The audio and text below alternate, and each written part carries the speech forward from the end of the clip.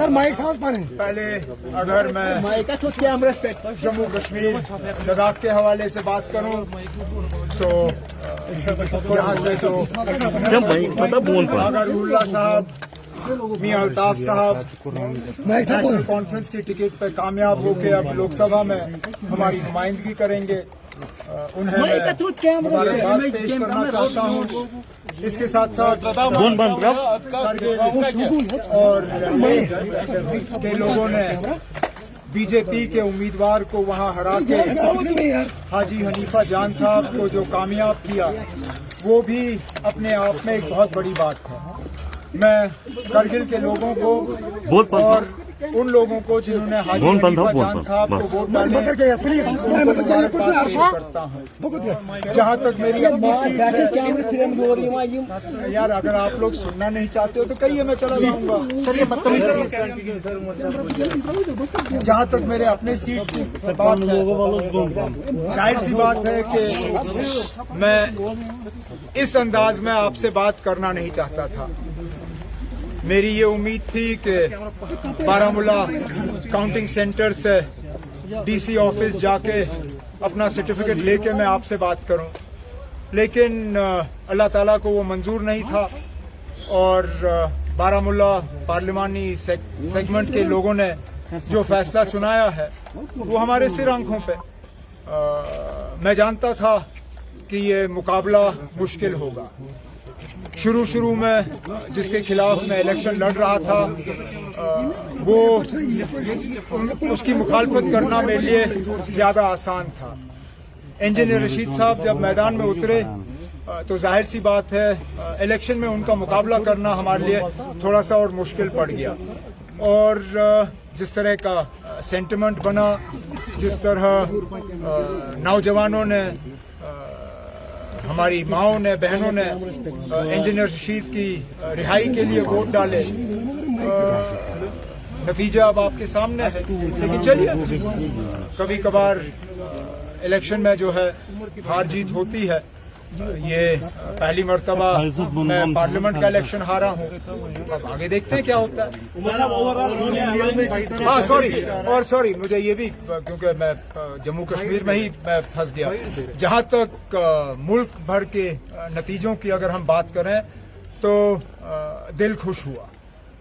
हम शायद इससे ज्यादा उम्मीद कर रहे थे, लेकिन एग्जिट पोल्स गलत साबित हुए। वो जम्मू कश्मीर के बारे में भी गलत साबित हुए और बाकी मुल्क के बारे में गलत साबित हुए। जिस तरह अखिलेश ने यूपी में किया, ममता दीदी ने वेस्ट बंगाल में, स्टालिन साहब ने तमिलनाडु में, शरद पवार साहब और उद्धव ठाकरे ने महाराष्ट्र में, और जिस तरह कांग्रेस ने राहुल गांधी और खड़गे साहब और प्रियंका जी ने, जिस तरह कांग्रेस की टैली जो है लगभग अब 100 पे वो टच कर रहे हैं। एग्जैक्ट फिगर्स मेरे पास अभी है नहीं। कोई भी एग्जिट पोल के बाद ये सोच भी नहीं सकता था कि इतनी अच्छी परफॉर्मेंस ऑपोजिशन की रहेगी। बीजेपी जो 370 की बात कर रहे थे, जो 400 पार की बात कर रहे थे, अब उनको कोलिशन गवर्नमेंट चलानी होगी।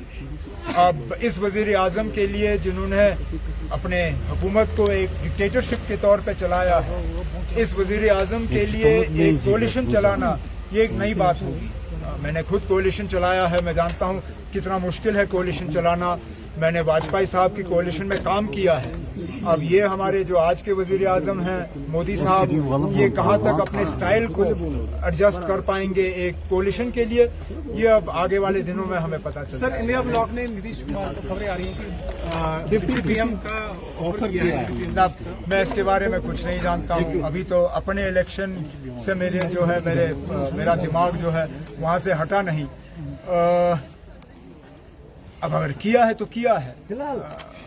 फिलहाल तो मुझे लगता है हमें जोड़ तोड़ की हुकूमत नहीं करनी चाहिए, हमें जोड़ तोड़ की सियासत नहीं करनी चाहिए। प्री पोल अलायंसेस जो रहे हैं, मेरा अपना मानना है कि प्रेसिडेंट राष्ट्रपति साहिबा को प्री पोल अलायंस के तौर पे जो है अपना फैसला करना चाहिए, और जो लोगों का फैसला है वो हमें तस्लीम करना चाहिए।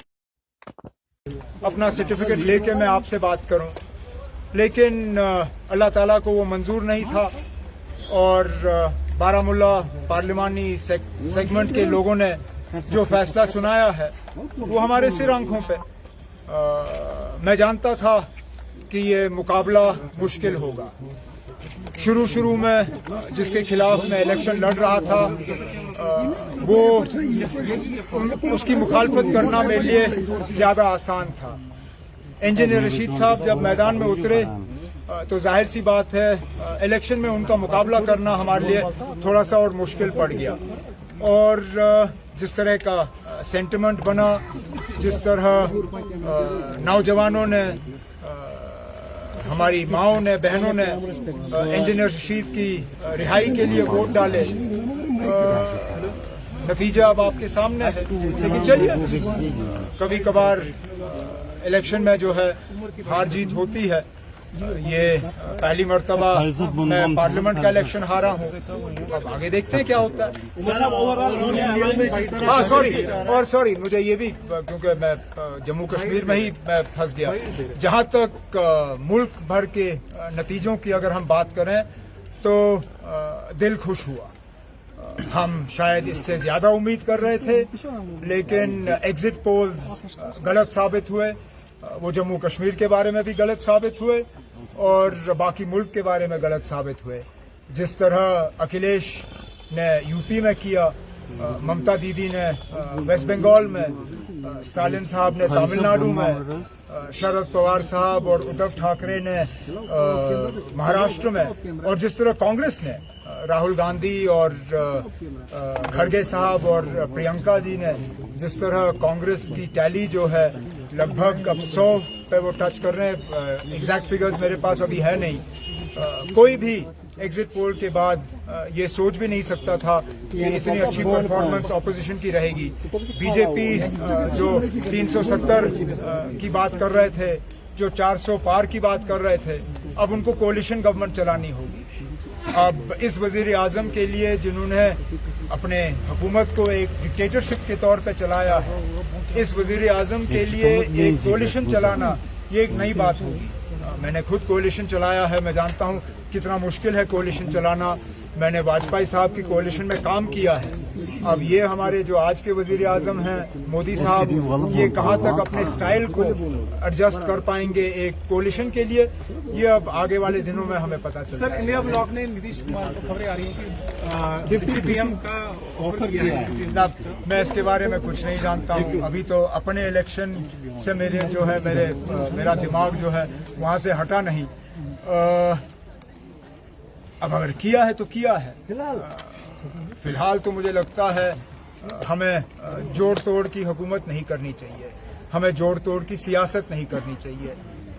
प्री पोल अलायंसेस जो रहे हैं, मेरा अपना मानना है कि प्रेसिडेंट राष्ट्रपति साहिबा को प्री पोल अलायंस के तौर पे जो है अपना फैसला करना चाहिए, और जो लोगों का फैसला है वो हमें तस्लीम करना चाहिए।